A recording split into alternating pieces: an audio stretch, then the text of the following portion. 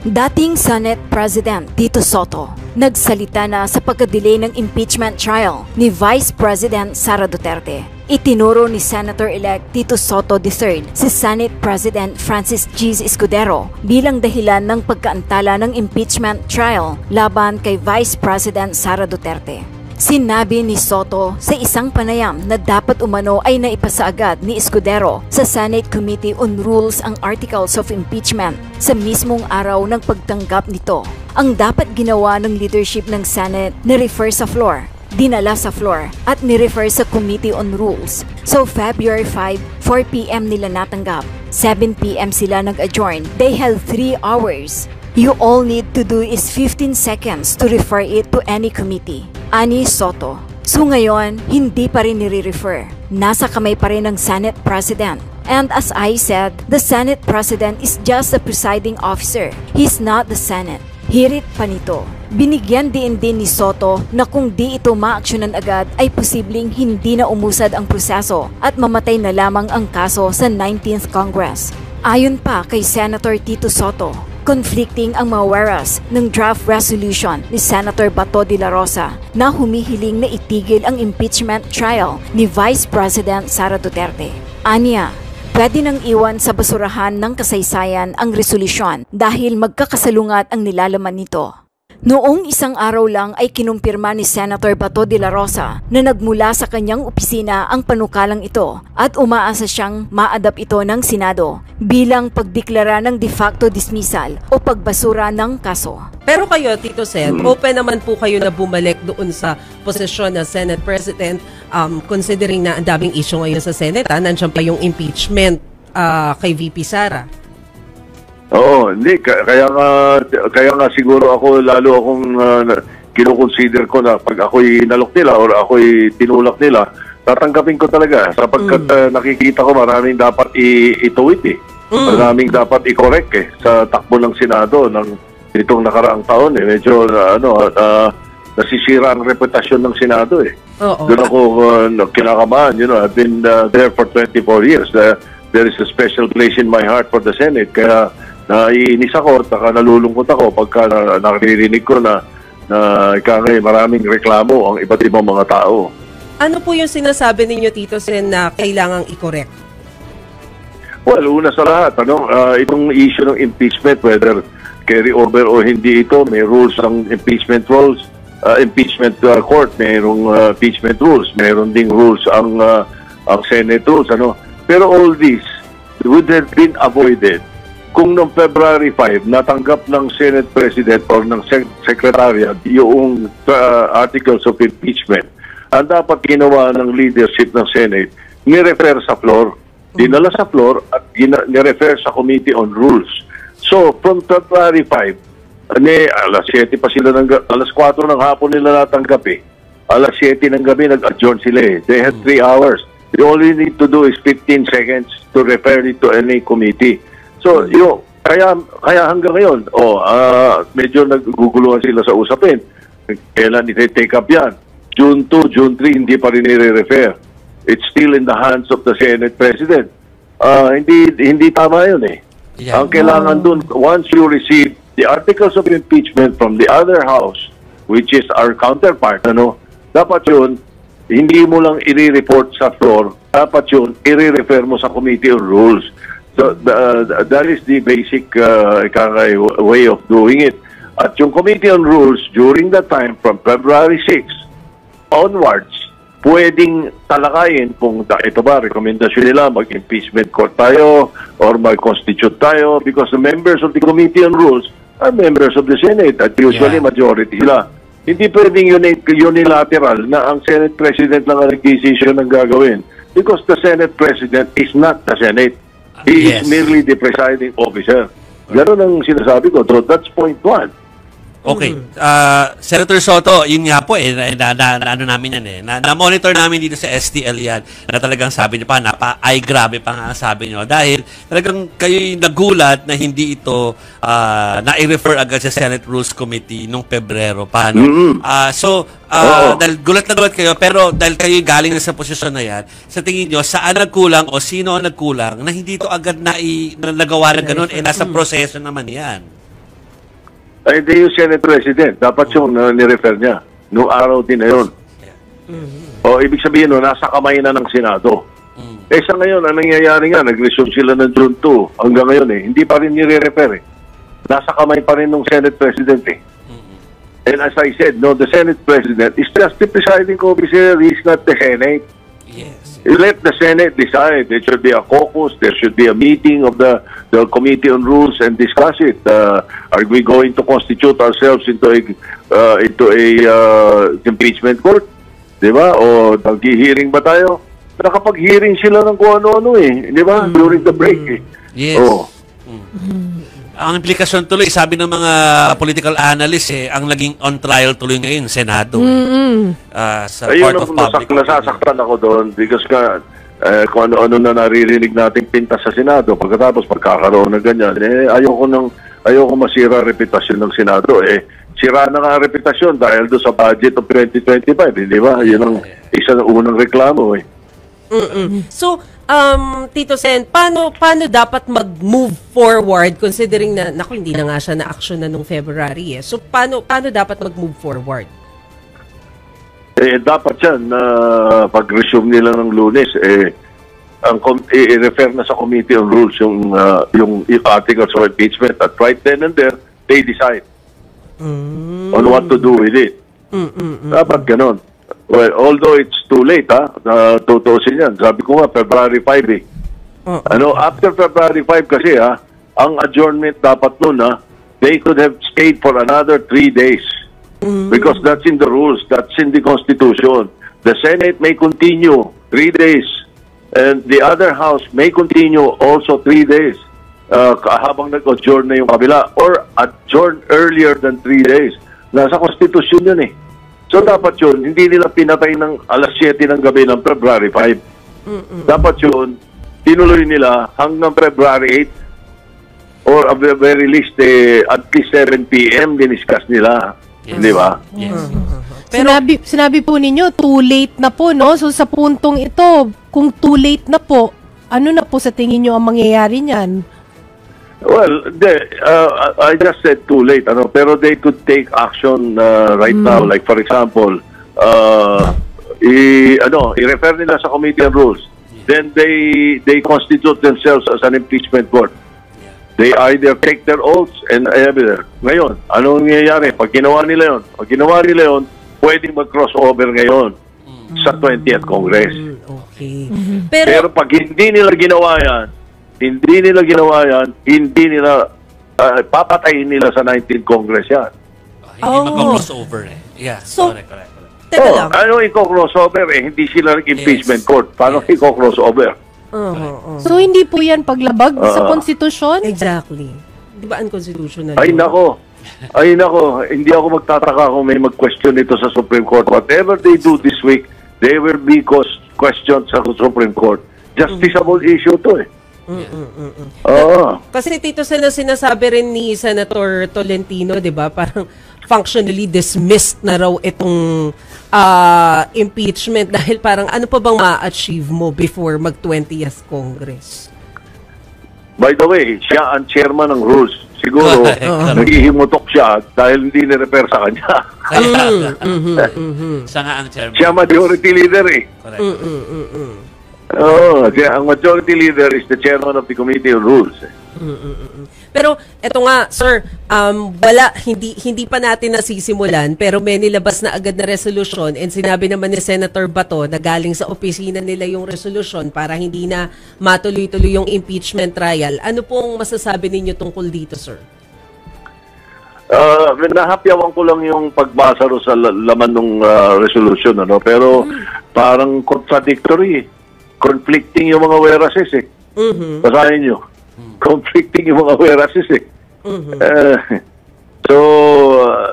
pwede nang yung resolution na yun, pwede nang iwan sa basurahan ng kasaysayan. Nabanggit ni Senator JV na bakit hindi na lang mag-term sharing kasi siya nga raw mismo nahihirapan daw gumawa ng desisyon kung sino daw yung susuportahan niya. So, kayo po ba? Ano po ba ang pananaw ninyo sa term sharing when it comes dun sa Senate presidency? Are you open to this? Well, whether it's the Senate leadership itself or a term sharing, I always leave it up to my colleagues. Ako po old-timer ako eh.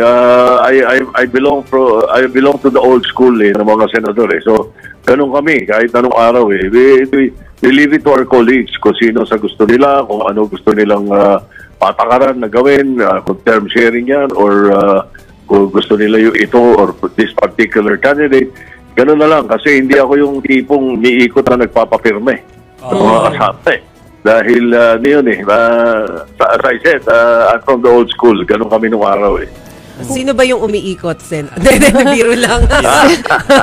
Sen, si Chicky Morel po ito. Wala pa po bang pagpupulong o pag-uusap ang NPC po kung ano po yung gagawin po dito? Well, 2 or 3 of the leaders namin ang mga kausap ko dito, and we're trying to talk to the other members muna. There's nothing concrete as of now. Total, July 28 pa yan eh, kahit na sino sa amin na mag-claim na meron kaming 13 votes. That's as of today. That's a snapshot of today. July 28 is the key. Di ba? Kung ano mangyayari sa July 28 when we resume, that's how it goes. Napanood ko itong interview kay Tito Soto. Medyo matino itong mga sagot ni Tito Soto. Talagang kahit hindi siya abogado, dahil veterano na rin, tagal na sa Senado. Kumbaga alam niya na rin na yung pasikot-sikot. Saka ilang impeachment trials din ang nasabayan niya eh. Na napasabay yata ito dun sa impeachment. Ewan ko kung napasabay ito dun kay Erap. Pero kasabay ito sigurado dun sa impeachment kay Corona. Kaya alam niya na ang ng impeachment. Ngayon, sa interview sa kanya, talagang tinira niya na ng todo. Hayagan at lantaran ng biniran ni Soto si Escudero. Wala nang paligoy-ligoy. Kasi tinanong siya nung nag-i-interview sa kanya eh. Dito po sa nangyayaring ito ngayon, nakaguluhan sa Senado tungkol sa impeachment. Sino po sa tingin nyo ang dapat na i-blame dito? Yung tanong. Kung medyo nagiging maingat ka pa, di hindi ka magpapangalan.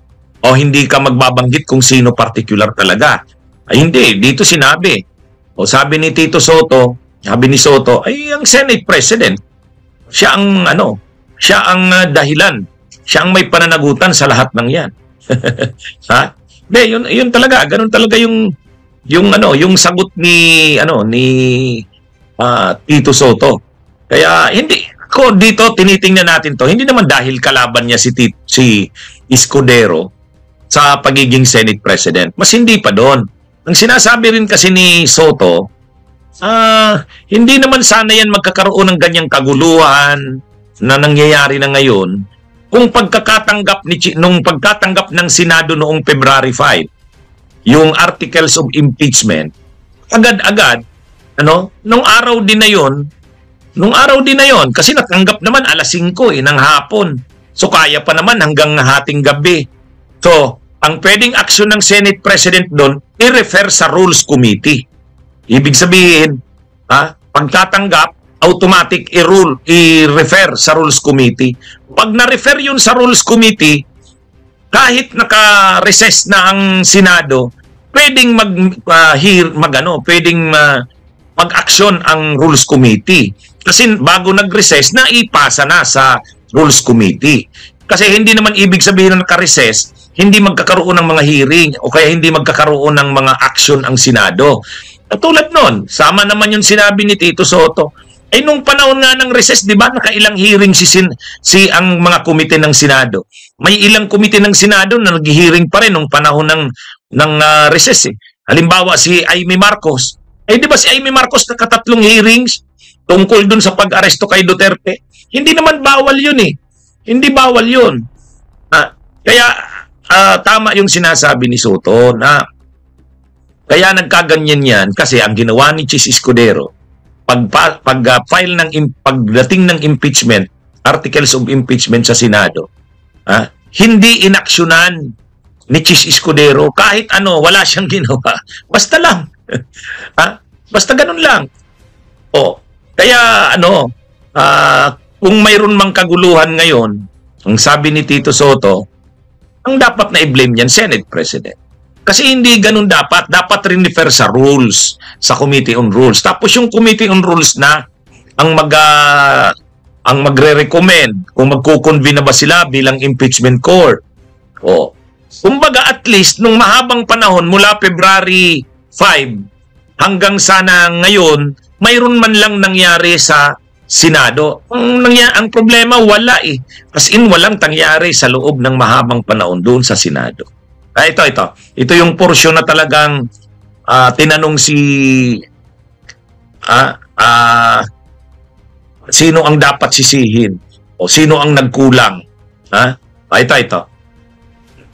Sabihin na naman yan, nangiintriga tayo. Hindi ganun talaga yung sagot ni Tito Soto.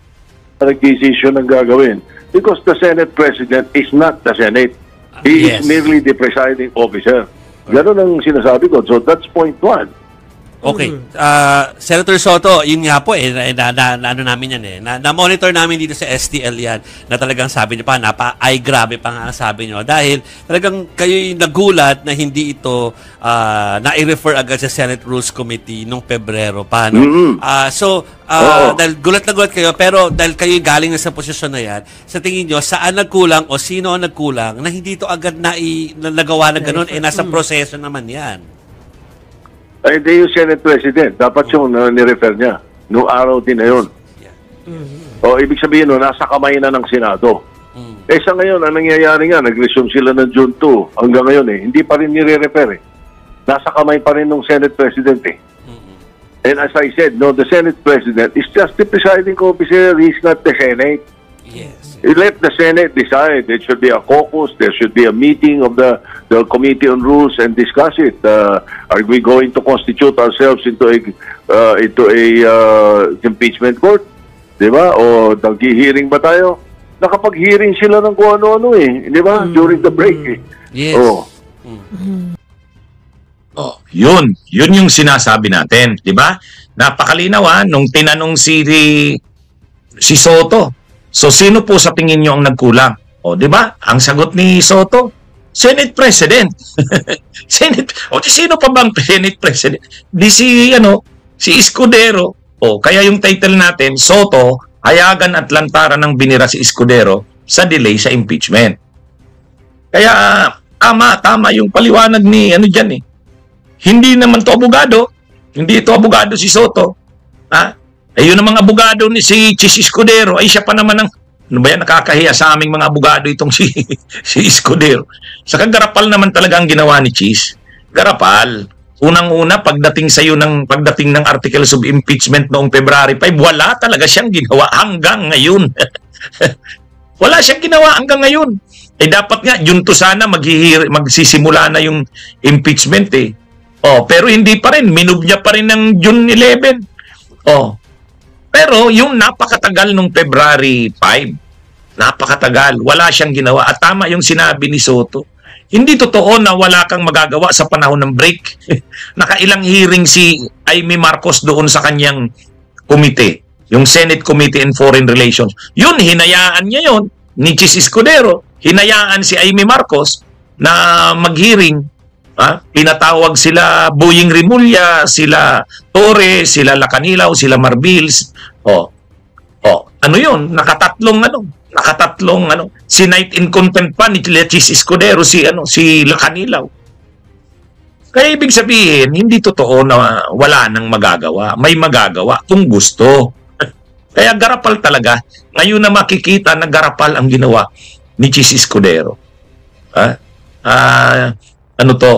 Kaya tama yung sinasabi ni Soto na kung mayroon mang dapat sisihin sa mga nangyayaring ito, si Chis Escudero yun. Sa totoo lang, kung inaksyonan nung Senado kung inaksyonan noong February 5, baka ngayong June tapos na ang impeachment.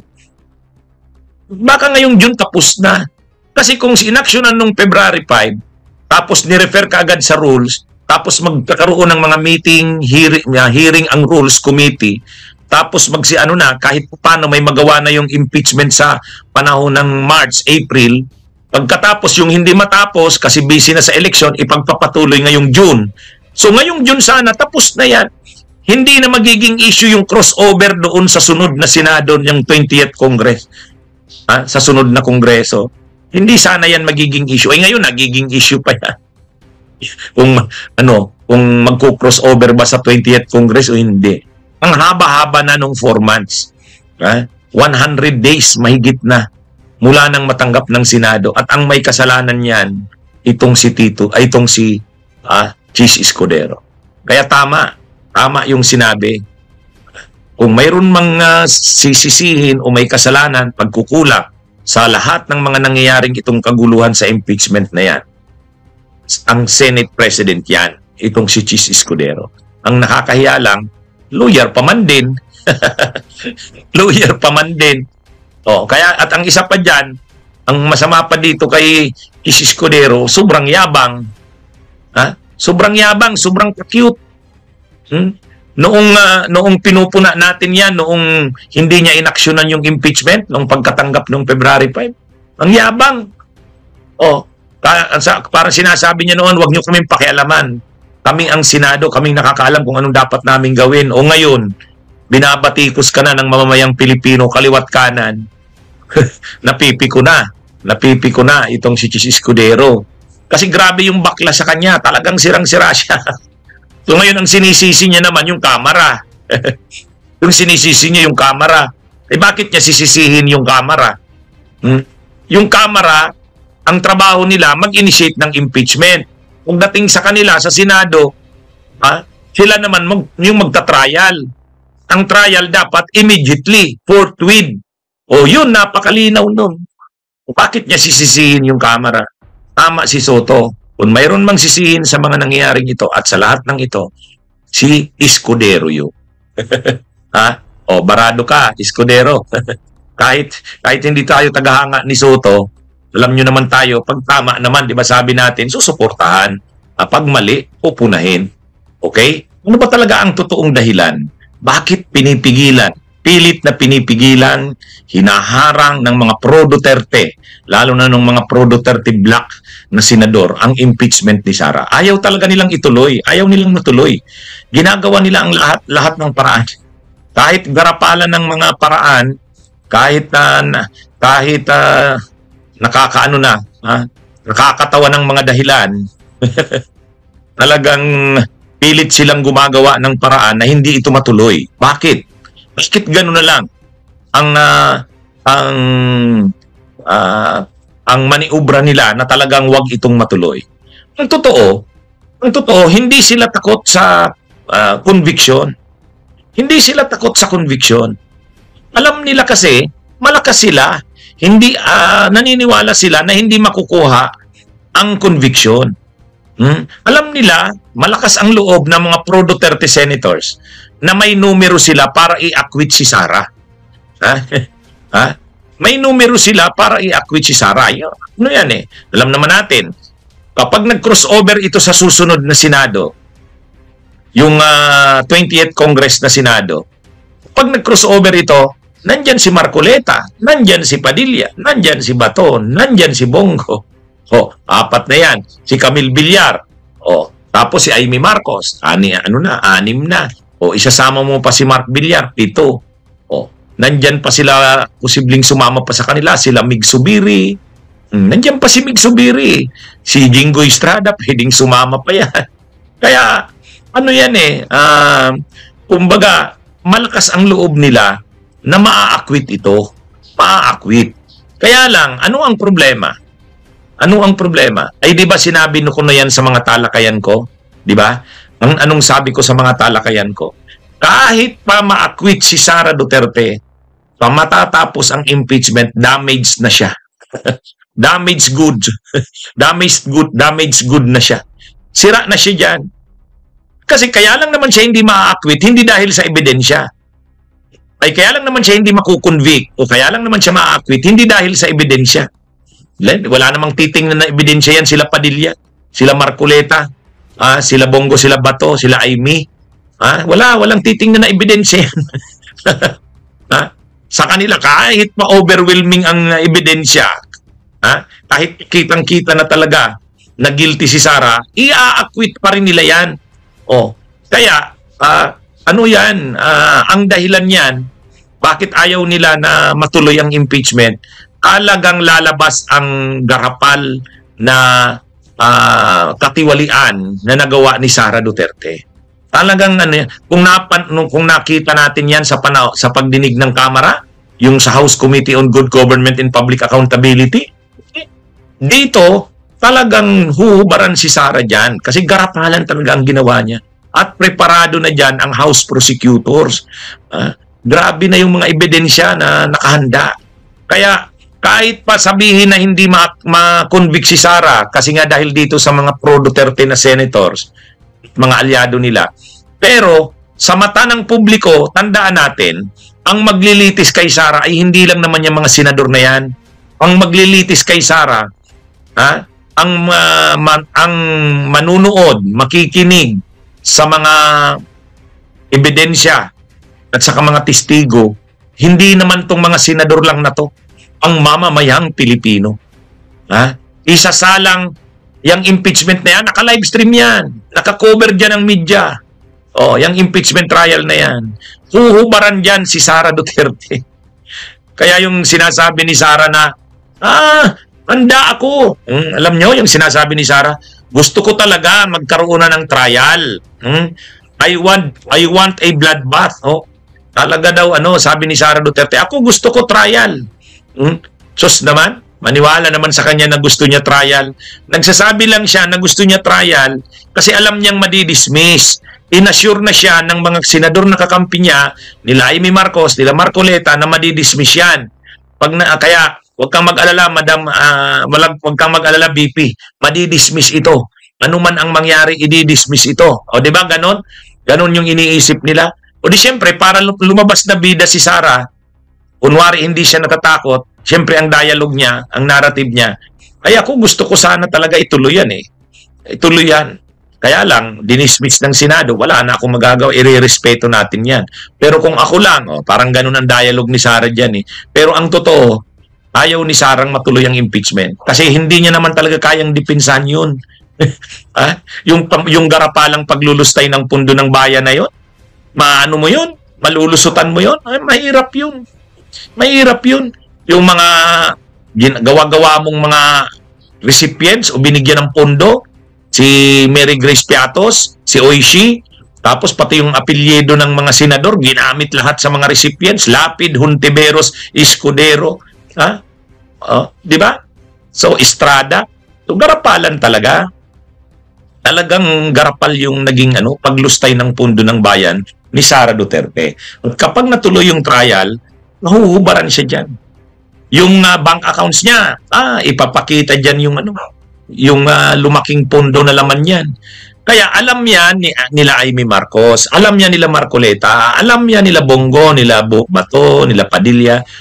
Alam yan nila Amy nila Villar. So, kung sasamahan nila si Sara sa 2028, kung doon sila sasama sa pagkandidato nila sa presidente, dapat ngayon pa lang patayin yung impeachment. Kasi matutulad yan kay Binay. Matutulad yan kay Binay. Naalala nyo yun si Binay? Nung nagkaroon ng pagdinig sa Kongreso, durog si Binay. Kaya nung tumakbo si Binay na presidente nung 2016, wala na. Wala na.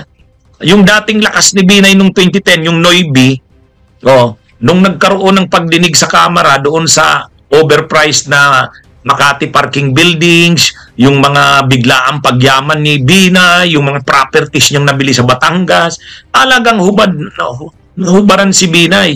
Kaya yung mga kasikatan ni Binay, kalkasan ni Binay na parang siya yung pinakapangunahing kandidato sa pagkapresidente sa 2016, nawala lahat yun. Lumaban pa rin si Binay sa pagkapresidente, pero wala na. Wala na.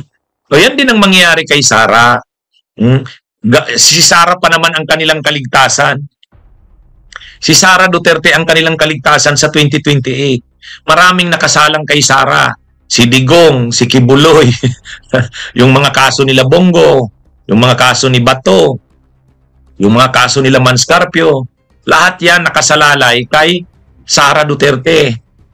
Kaya dapat para sa kanila, manalo si Sara sa 2028. Kasi hindi nila mapaalis si Marcos sa impeachment. Hindi nila mapatalsik si Marcos sa mag-resign. Hindi sila makapag-people power. Hindi sila makapag-kudita. O, paano ngayon mauupo si Sara bilang presidente para makabalik na sila? Election sa 28. Ang problema, kung durog si Sara dyan sa impeachment na yan, wala na yan. Yung mga nagmamalaki dyan na si Sara ang pangunahing pambato. Si Sara lang daw ang malakas. Ay, wala yan. Kaya ayaw nilang ituloy ang impeachment. Wag. Hindi dapat matuloy yan. Hindi natin kayang ano yan. Idepensa yan. O, kaya pigilan. Gawin ang lahat ng paraan na mapigilan yang ano na yan, yang impeachment na yan.